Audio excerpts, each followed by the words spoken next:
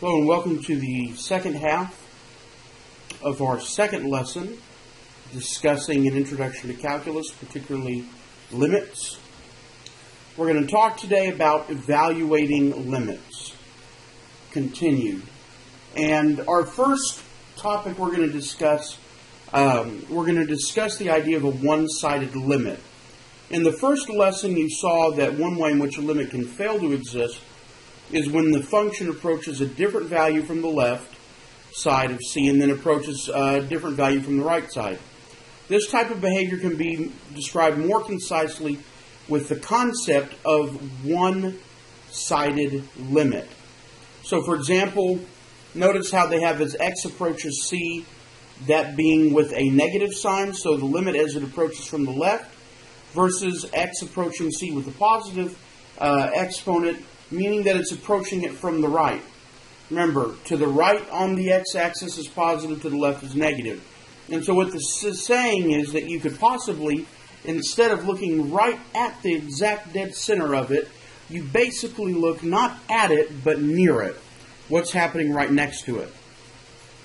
In this example, find the limit as x approaches 0 from the left, and the limit as x approaches 0 from the right for the function f of x equals the absolute value of 2x divided by x.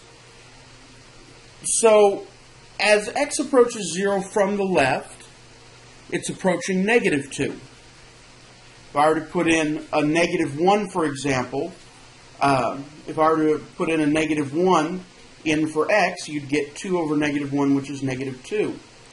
However, on the right, for this problem, when you plug in your 0 from the right side, or you plug, let's say, for example, 1, then you would get 2 over 1, which is 2.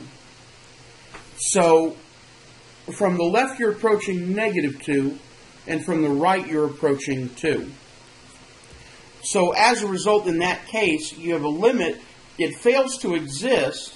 However, you can still evaluate the limit from the left or from the right. Now, does the limit itself exist? No, the limit does not technically exist at x equals 0 because you get 0 over 0, which is undefined, and it jumps from y equals negative 2 up to y equals positive 2. However, you could still evaluate it from left to right.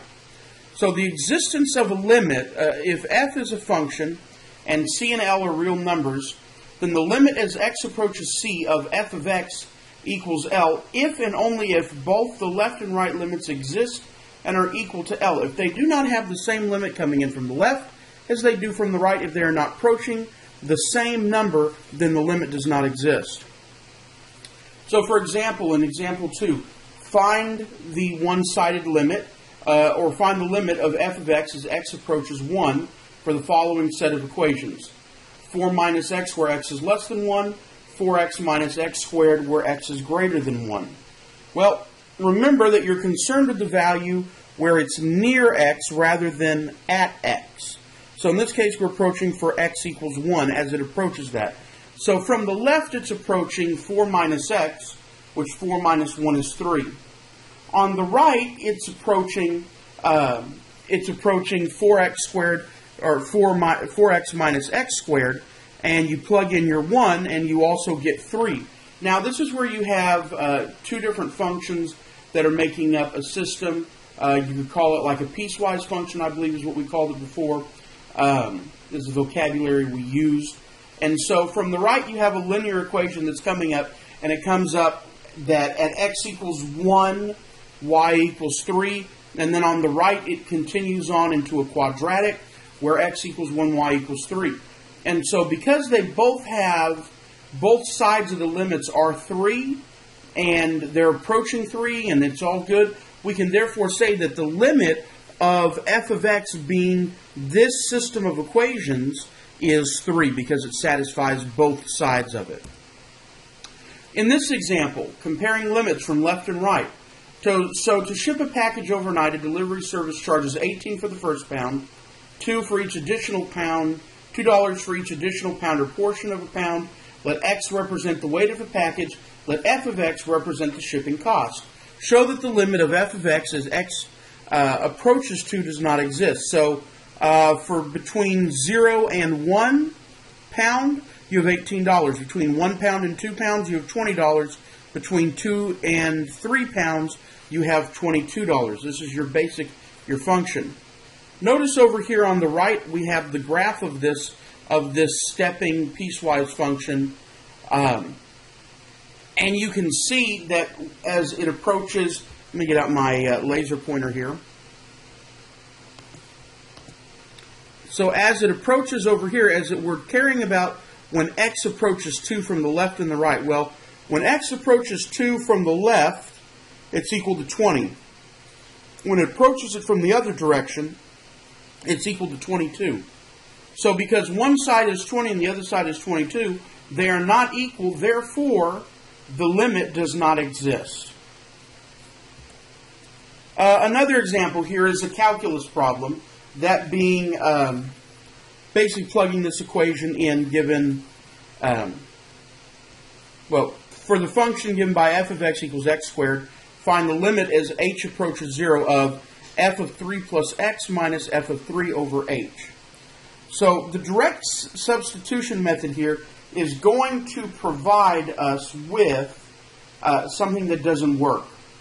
Now keep in mind in this case that we plug in everywhere we can. Since it's f of 3 plus h, we're basically treating it like we're plugging in an x there. So in this case we plug in our equation and you get 6h squared plus h squared over h as x approaches 0. Well, that limit does not exist. However, you can then factor and divide out and obtain the following. So at your 6h plus h squared over h, you can eliminate an h from all of them and get 6 plus h and plug it in and it approaches 6. This is an example of a type of problem from calculus in what you're doing is called the difference quotient. I'm not sure if we dealt with those earlier in the year or not, but f of 3 plus h minus f of 3. And so basically what happens is you plug in the term 3 plus h. I believe we did deal with this earlier. 3 plus h in for x first of all, and then f of 3, plug 3 in for x, and then divide it by just simply h. And so this is a difference quotient type problem. Because you get that h in the denominator, you have, as h approaches 0, it doesn't work. However, when I factor out an h, which we learned to do in a previous lesson, and then we have 6 plus h, 6 plus 0, which is 6.